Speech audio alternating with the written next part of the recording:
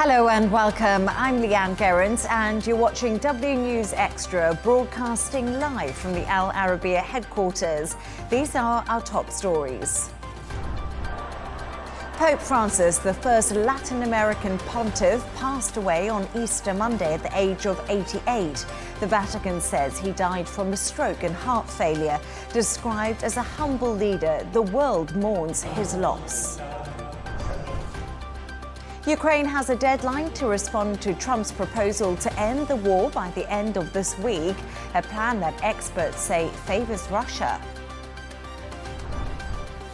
The US dollar has dropped to a three-year low amid President Donald Trump's tariff war and is pushed to oust Fed Chair Jerome Powell.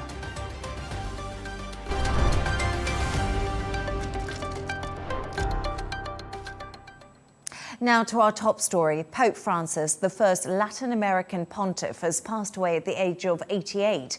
The Vatican says he died from a stroke and heart failure. Yesterday, he stood before thousands in St. Peter's Square, offering his final Easter blessing and wishing the world a happy Easter. Pope Francis was known for his unwavering dedication to the poor and vulnerable. He also drew criticism from some conservatives for his critiques of capitalism and his urgent calls to address climate change. In February, he was admitted to Rome's Gemelli Hospital with bronchitis.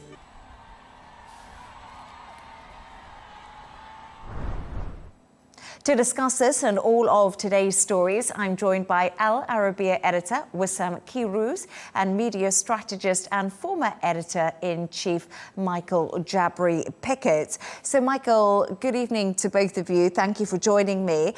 Yesterday, we saw the Pope, his traditional Easter message. We saw him out greeting everyone. It was a bit of a shock what happened today. Well, it was a bit of a shock, I think, only because of the timing. When we saw him, he was not as sprite and energetic as he might have been a few years ago. But now I think, when you go through the hospital process of having pneumonia, which is what he was suffering from this year, and at 88, I don't think too many people are expecting him to make a full recovery quickly.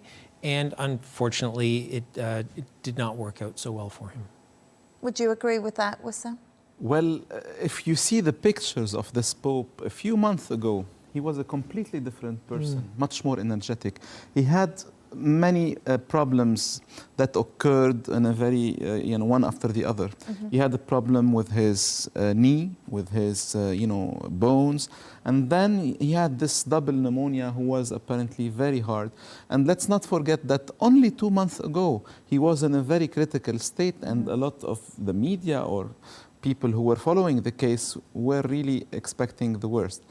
He did make it for 2 more months.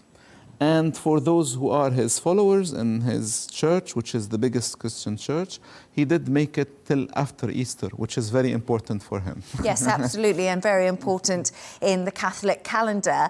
But earlier I spoke to Vatican expert Philip Pulella, who explained why he was a pontiff who actually shook up the Catholic Church. Let's take a listen.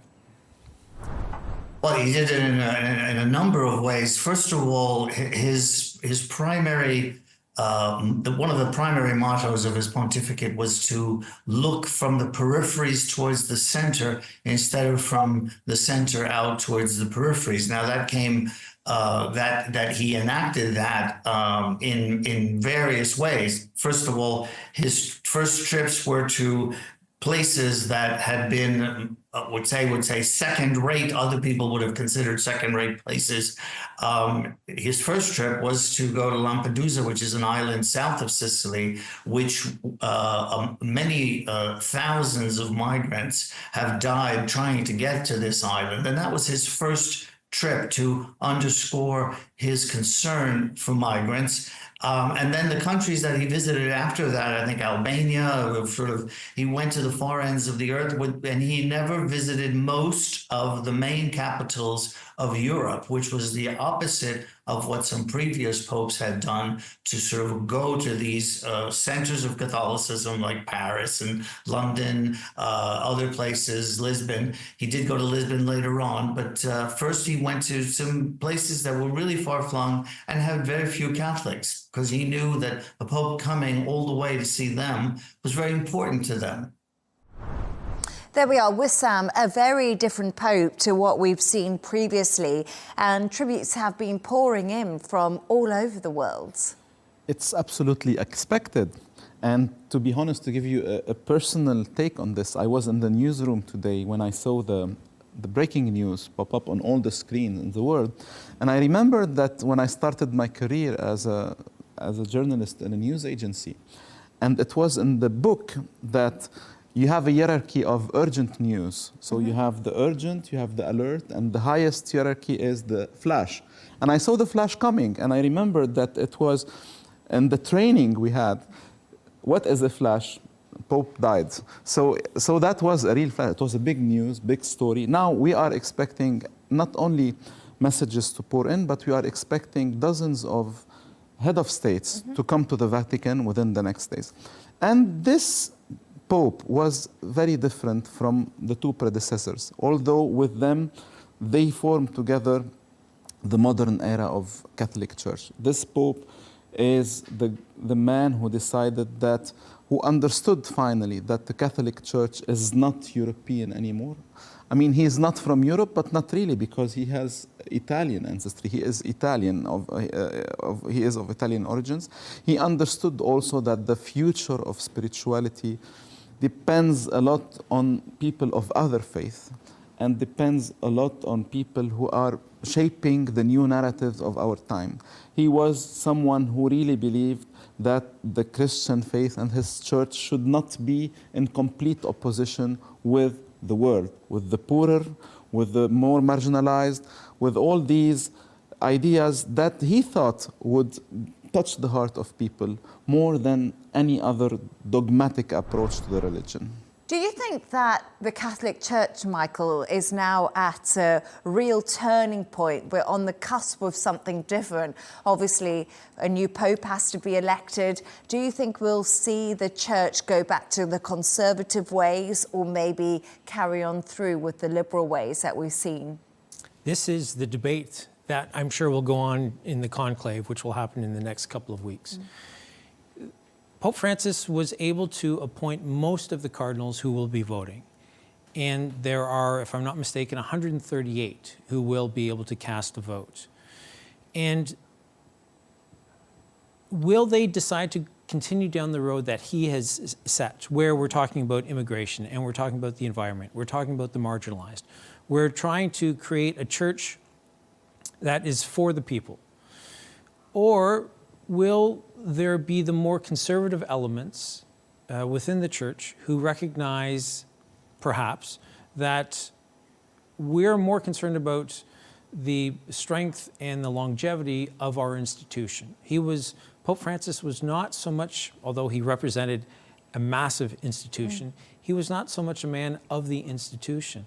Yeah. And so now the discussion that will take place, is it to be about the institution? The Catholic Church, under Pope Francis, there was talk about ordaining women. There was talk about same-sex marriages, what the church would allow.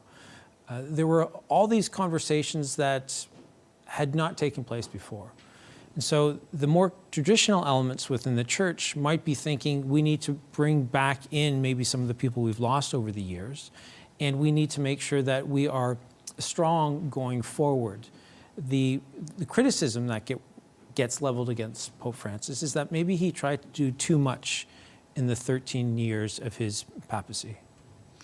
Yeah, absolutely. And the Pope Francis, although his legacy would be one of kindness and of openness, yes, his style of management within the church was known to be very tough. He was someone who was very tough with those who represented the other side.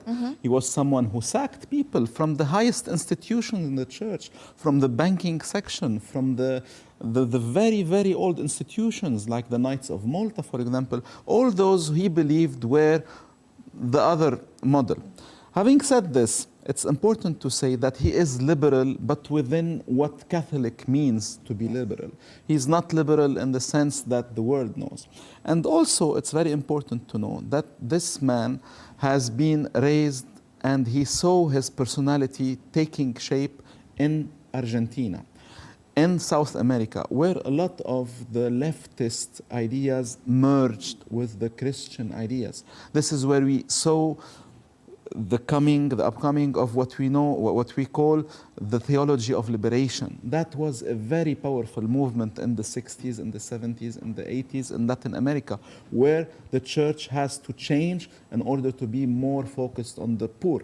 And we see a lot of these elements in the personality of Pope Francis. Now, what will come? We know, like you said, that most of the cardinals who will be voting, and they should be under 80. Those who are above 80 cannot vote. Most of those were appointed by Francis himself. So we can expect that he has played a lot into who will be succeeding him through what he has done in the last 13 years. And it's very interesting to know that only 2 months ago, the world has seen a very famous movie called Conclave, so that will be driving the narrative, the imaginary of all people of what will be happening behind closed door. Conclave means with key. So the cardinals will be locked in the 16th chapel, and they will have to keep voting until they find a new pope, and then you will see the famous white smoke. Yeah. I haven't watched Conclave. I don't know if you have, Michael. I have not, no. Oh, no. Okay, so we better do our research tonight, I think. But watch the real Conclave before. Oh, there's a real one? The one yeah, not the movie. Oh, just got it. Okay, no. But it's so interesting, isn't it, just having a talk about the Pope and how progressive he has been for the Catholic Church. So that was a really interesting conversation. But stay right there as we take a look at some of the other stories making the headlines today.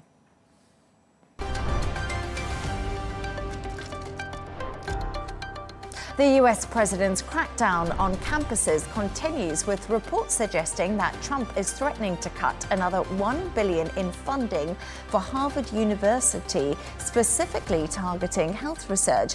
This comes as tensions between the Trump administration and elite schools escalates. The administration has already withheld government funding from Harvard, Columbia, and other universities over pro-Palestinian protests on campuses in response to the ongoing conflict between Israel and Hamas. Now, Iran's top diplomat will visit China tomorrow. The foreign minister's visit comes ahead of a third round of nuclear talks between Tehran and Washington, which are due to take place in Oman on a Saturday. To the Middle East now, Palestinian medics report that at least 6 people, including a family of 4, were killed in 2 Israeli airstrikes near Gaza's Khan Yunis. One strike hit a house east of the city, while the second targeted a tent in the Mawasi area, a camp designated by the Israeli military as a safe zone. And Gatwick Airport is the UK's worst airport for flight delays for the second year running. That's according to new data from the Civil Aviation Authority. After suffering from continued air traffic control disruptions, departures from the West Sussex Airport were delayed by more than 23 minutes on average in 2024.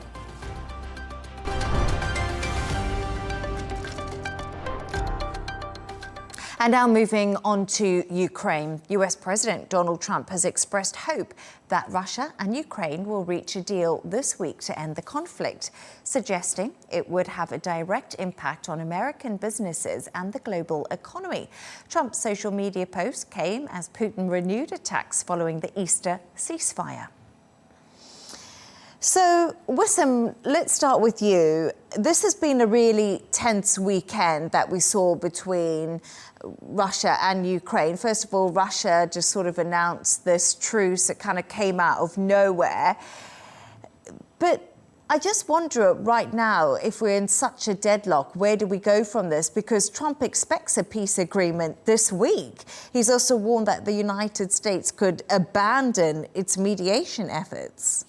We had spoken first about how much Trump loves deadlines and expectations about dates. I think we all hope for a peace deal this week, but it seems, to say the least, unlikely. At the same time, he is into an area where he has to deliver. I mean, he is weighing in many, many places in the world. We have seen a lot of breakthrough somehow on the Iranian side, and now here. So I think Trump needs to tell his people and tell the world that he is achieving his promises and he is making a deal. Now he say, if it doesn't work, I'm retreating. But I don't see anyone except Trump or the United States who could ever be a mediator between the Russians and the Ukrainians. This is simple. The Europeans are very far away from the Russians, and he has yet to find what is his leverage on Putin. This is the only point we need to be seeing.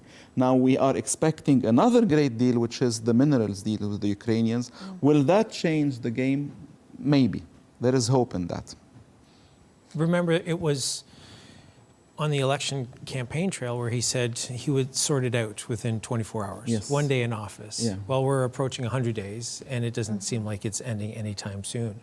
I think that the big point this week for the Ukrainians, and the Ukrainian Prime Minister is going to be visiting Washington, is that they need to re-engage Trump. They need to get him more involved and invested in this, because as Marco Rubio said on Friday, and you hinted at as well, that they might step away. And if the Ukrainians can get President Trump more engaged and they can sign this mineral deal, then I think he will start to see the money. And this is Trump's language. This is the president's language.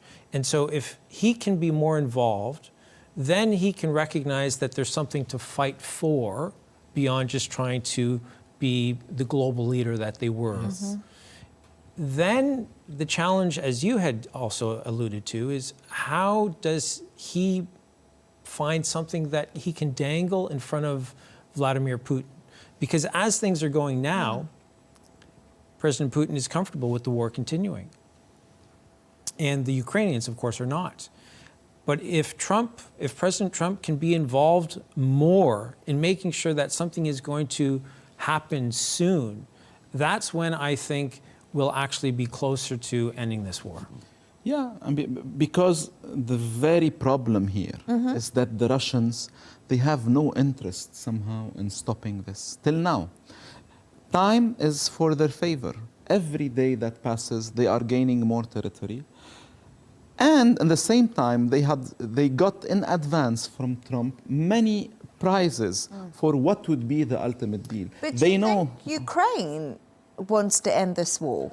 I personally don't think Ukraine wants the war to end on these terms. They want to end the term. Of course, they are in pain. They are suffering a lot. They have no fighters. You have people who are 55 years old, men who are 60 years old who are fighting. They have no fighters. But at the same time, in Zelensky's mind, he thinks that if we stop the war on these lines, we are not on the lines that are most favorable for Ukraine. And he somehow believes that some kind of miracle could happen. Now, Trump is bringing in a new element, and we were talking about this. It's the business side, the money side. So, if politics, geopolitics, war won't help ending this war, maybe common interest, maybe money. And this is a good way of thinking. If somehow he could manage to make this about benefiting to the Russians, maybe that would work. And also, what would work is when eventually Ukraine will be in a minerals deal with America, Ukraine will become an American interest. And then the Russians will be confronting the Americans. And that's a game changer. Absolutely. And I think you had alluded to it earlier when we were speaking about this, is that if we can get the Russians to the table and the Ukrainians and the Americans engaged, then I think, as we all know, President Trump is wants to project himself as the man behind the art of the deal. That's when I think there might be a solution. But absolutely, I agree with you that the Ukrainians are hoping against hope that they can get the Americans more involved, and then maybe they can reclaim some of the territory. Do you think this is feasible? I mean, this is logical? I think Trump's heart and mind are clear. I mean, he doesn't like Zelensky. It will not change. Yeah. And he likes, somehow, he finds himself, I will not say he likes Putin, but he likes to do this deal with Putin. This is more valuable for him. Well, I think what he likes is, he likes the headline. And Yes. he wants that headline, that summit, if that's what it's going to be. Yeah. But he wants that headline that says that, you know, Trump somehow sorted this out. And I said I would end it, and I've ended it. Yeah. But it's quite interesting. So both of you are almost saying, in a way, if they can't sort it out geopolitically, throw money at it. That's a way to almost solve this problem, which is something I don't know if I've heard before. And I think you're absolutely right. And this is something that Wissam had spoken about. And I think he's spot on. I don't know, in 2025, with everything that we've talked about, we look at what's happening in Gaza. It doesn't seem as though there is enough world willpower to end something that is awful, but bring money into it. And that, I think, changes the dynamic, and it then gets people talking who might not normally be talking because they can all agree on money.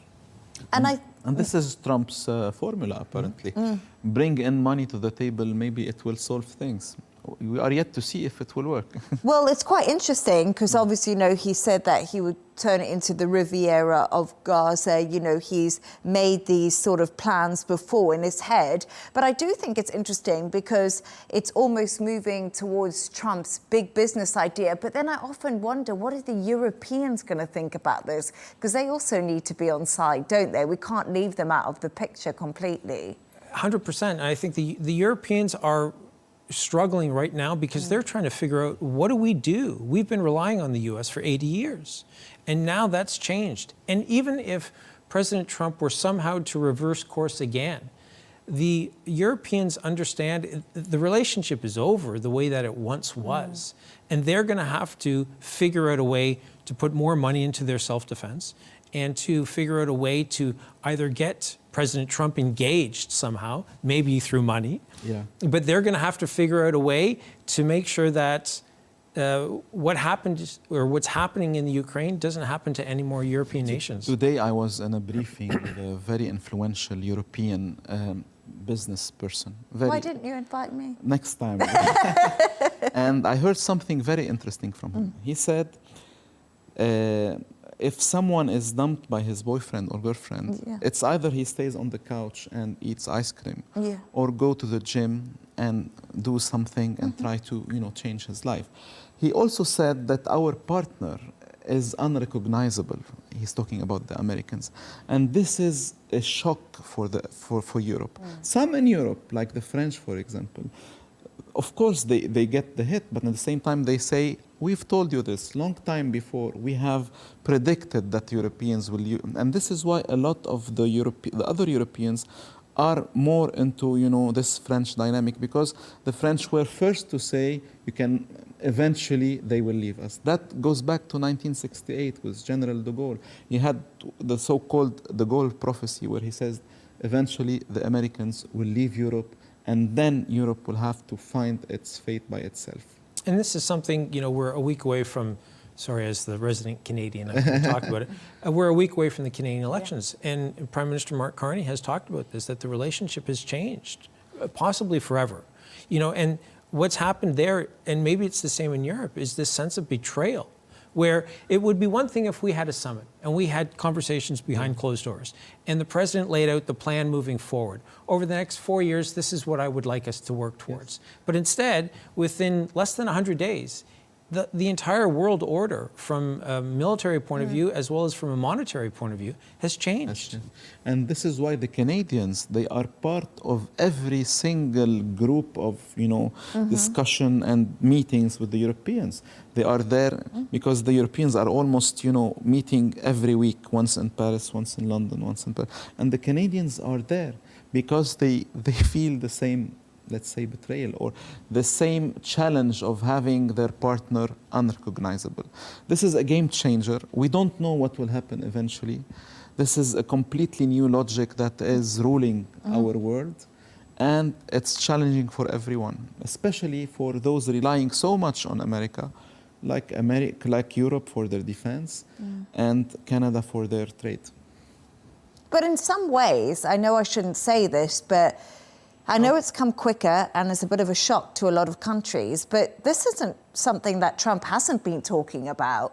Trump spoke about this in his first term, on his campaign trail. You know, we've heard about him criticize NATO. Defense was a big problem. If somebody tells you America would want Canada to be the 51st state, you wouldn't think it's... and you're absolutely right. And hindsight is 2020, and we can look at it this way.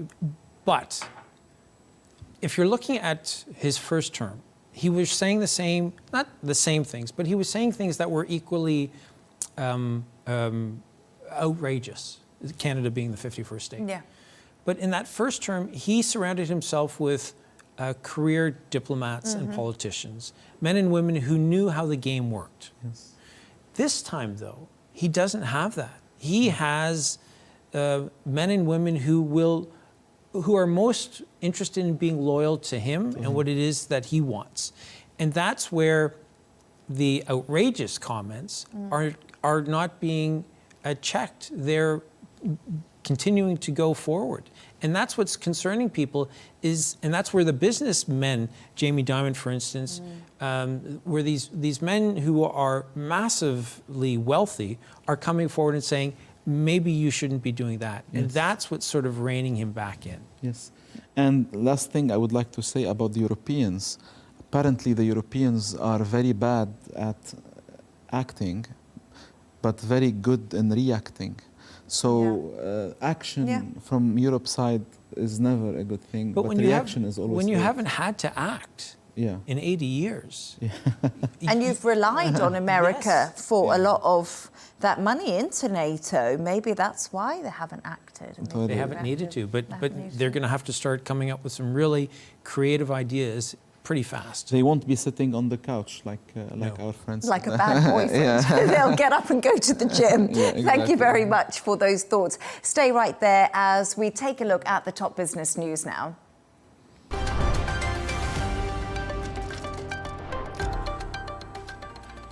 And we're going to start with having a look at the IMF. So hundreds of global finance leaders will descend on Washington this week for the International Monetary Fund and World Bank meetings. This year, rather than policy coordination on climate change, inflation and financial support for Ukraine's struggle against Russia's invasion, one issue will dominate, and that will be tariffs. Trump's tariffs are already darkening the IMF's economic forecast, which will put more pressure on developing countries' debt burdens. Boeing has secured new stocks of specialized nuts and bolts that hold together its top-selling commercial jet. This will help avoid any slowdown in US plane production due to a fire at a key supplier's factory.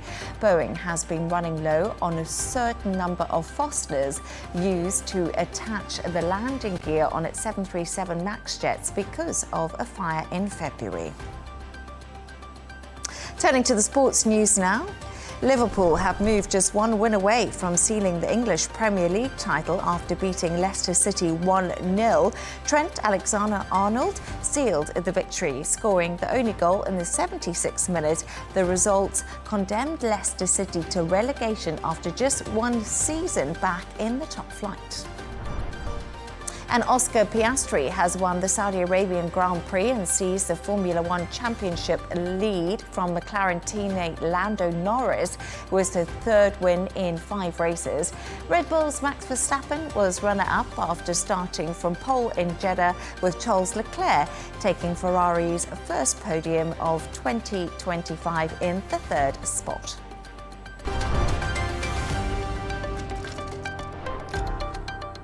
Now, the US dollar continued its slide on Monday, hitting its lowest level since 2022.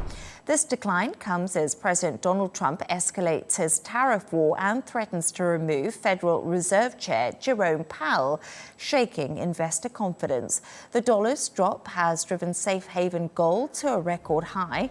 Trump launched a harsh attack on Powell on Thursday, with his team reportedly considering whether they could actually If you fire look back him. at the pandemic, if you remember, there was a shortage of Earlier, Arabiya's senior correspondent Karina Camel explained why this is causing so much concern. Well, it's no surprise that markets are reacting in the way that they are in the United States. We've seen equities drop, and we've seen this dramatic drop in the U.S. dollar as well, because the Federal Reserve, the U.S. central bank, is fully independent, and the way it operates is meant to be, and has been for decades, fully independent of any political influences or political interference. In fact, the Federal Reserve was founded in 1913, more than 100 years ago, for the sole purpose of averting financial panics. After a series of panics in the U.S. economy, an act of Congress created the Federal Reserve to restore balance and calm to the markets. So if there's any question about the independence of the Federal Reserve, by consequence, obviously that will cause panic in the markets. Now, the question is it possible for President Donald Trump to actually fire Chairman Jerome Powell, chairman of the Federal Reserve? The act of Congress that created the Federal Reserve says that you cannot actually fire the chairman without cause. So we're talking about corruption or some kind of other act or other sort of inappropriate behavior on his part, incompetence, for example. However, there are certain cases currently before the U.S. Supreme Court where the current administration is requesting the right to fire heads of certain independent agencies. So that's a separate issue. And Federal Reserve Chairman Jerome Powell has himself said in answer to that question a while back, would you resign if President Trump asked you to? And he said no. And he also said it's a matter of law. So essentially, the president does not have the rightful ability to fire me. And he's not necessarily going to leave before the end of his term. And it's also worth reminding viewers two things. This is not the first time that President Donald Trump has attacked Jerome Powell. He's done it dozens of times in his first term.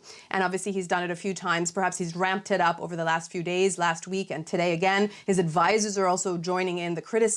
But it's also worth reminding our viewers that it was President Donald Trump who hired Jerome Powell. He appointed him, he nominated him in 2017 to his first term. It's a 4-year term, which he served during Trump's first term in office from 2018 to 2022. And then President Joe Biden renewed his term from 22 to 26. So his term's actually set to end in May 2026. And the only question is, can he actually hold on till then? Could there be some kind of an intervention? And just back to your original question, the panic is no surprise, because if the linchpin, the backstop, the lender of last resort of the U.S. economy is under question, what does that mean for investor confidence in the U.S. stock market, in the U.S. dollar, in the U.S. economy in general?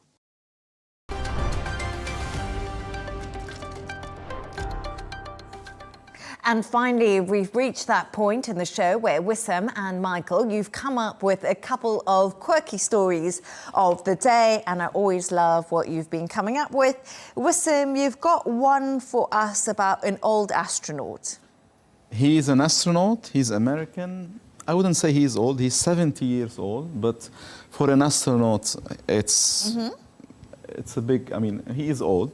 And he is still working as an astronaut. And eventually, he just landed back from a mission that was for 220 days in space. And he was, and this is the political element, with Russian cosmonauts. He spent with them all those days. And he came back on a Soyuz capsule. And he just landed yesterday after spending one last mission in space. And the coincidence was that he landed on his birthday. So all the best for Mr. Don Petit, who is one of the most senior astronauts in the world. He's American, he just turned 70. And he, in total, spent 590 days in space.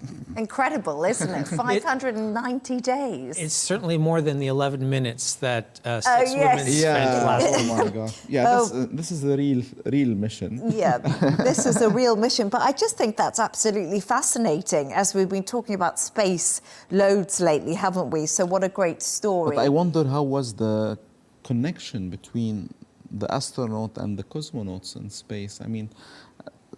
As their countries are in a big rift now politically. I don't know.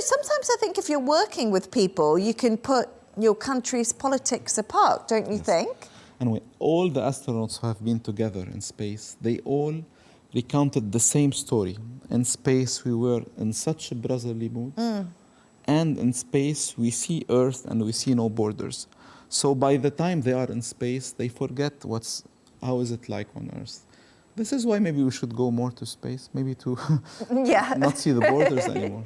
Maybe we could try and get a commercial flight ticket one day. We'll have to contact somebody. But anyway. Jeff Bezos. Yeah. I recommend Jeff Bezos. Oh, do you? Not Elon Musk. He takes his friends to space. Okay, we'll go with Jeff Bezos. Other spacemen are available, just in case. And then also, Michael, there's been...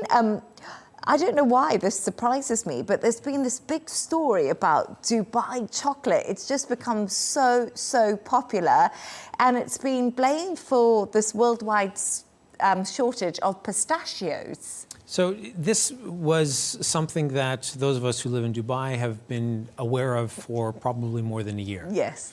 But once the West gets a hold of something, then they think that they've discovered it. And in this particular case, because of the popularity of some of the videos on social media, specifically TikTok, and because of the viral aspect of what we now know as Dubai chocolate, it's led, as you said, to this shortage of pistachios.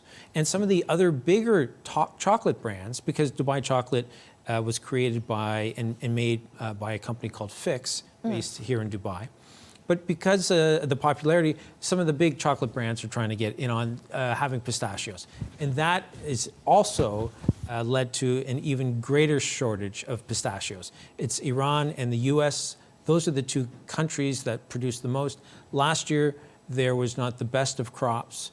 And this year, it's not looking like there are going to be a lot more. So if you're in Dubai and you have an opportunity to purchase Dubai chocolate, even though, as you pointed out earlier, it's quite expensive, perhaps you do have to take advantage of it and then produce a video that's going to maybe become really popular on social media. Maybe, yes. But I love pistachios. I hope that we don't have a terrible shortage. But Wissam, there's such an interesting story about how this chocolate actually came about. What's the background to it? An Egyptian-American woman living in Dubai who was pregnant and who was craving chocolate or something sweet during her pregnancy. And she decided to start this idea. And she was working with a Filipino chef. And the brand came as Fix, and they still deliver till now as Fix dessert. And never they would think that this would become the global phenomenon that we see now, until someone on TikTok picked up on this chocolate. And by the way, they produce 3 other or 4 other flavors. So this kunafa pistachio is one of the 4. One of the 4. Yes. And then somehow the name became Dubai chocolate. It was never meant to be linked to Dubai. It happened in Dubai, and then it's a big publicity. But this is part of what Dubai does so well, is the brand marketing. You know, Dubai has, I would say Dubai is, of course, it's a city, it's an emirate, but it's also a brand. A brand, yeah. And they recognize that. And this is just, it's consistent with the messaging that Dubai either does right or gets lucky with. This is, here it's the lucky side, but they did a lot before because the brand is already established. Dubai itself is a brand. And Dubai chocolate is everywhere. I wonder if you can go to Europe, to the markets. I have been to Christmas markets in Austria and Germany. People are queuing for Dubai chocolate, which is not Dubai chocolate, which are versions of the Dubai chocolate, which goes back to 4 ingredients: the chocolate, the kunafa, which is a very famous vermicelli-style dessert, the pistachio, and a hint of tahini, which is the cream of sesame. I wish that had got us some Dubai chocolate to have a little taste of tonight, because we're all going to be craving it now, I'm sure, after the show. But thank you so much for those quirky stories. They're always great to have on. That was Al Arabiya editor Wissam Keyrouz and media strategist and former editor-in-chief Michael Jabri-Pickett.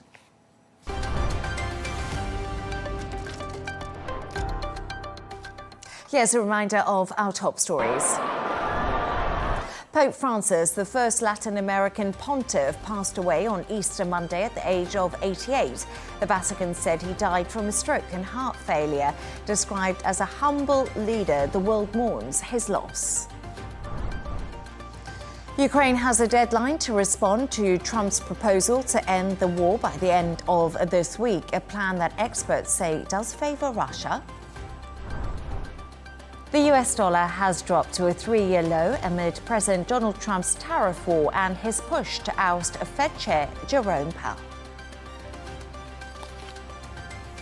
And that's all from us on W News. Don't forget to subscribe to our YouTube channel and follow us on X. GNT with Tom Burgess-Watson is coming up next, followed by The Rizcon Show. Goodbye and thank you for joining us.